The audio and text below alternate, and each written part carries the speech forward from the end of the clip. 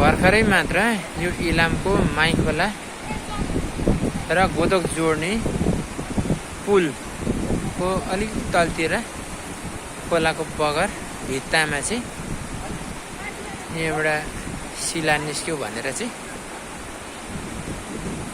यहाँ अहिले व्यापक रूपमा प्रचार भइरहेको छ।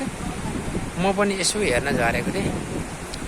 यो खोलाको बगरमा चाहिँ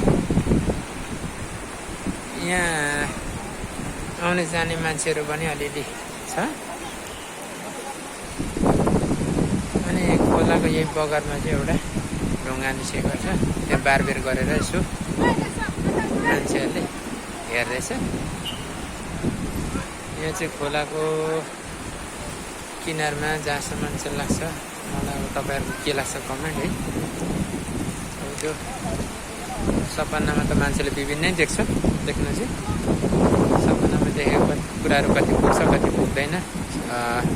सायद सबैले नै सपना नदेख्ने मान्छे त कोही पनि छैन होला। सपना सबैले देख्ने भएको छ। कति पुग्छ कति पुग्दैन तपाईँहरूलाई के लाग्छ यो चाहिँ है।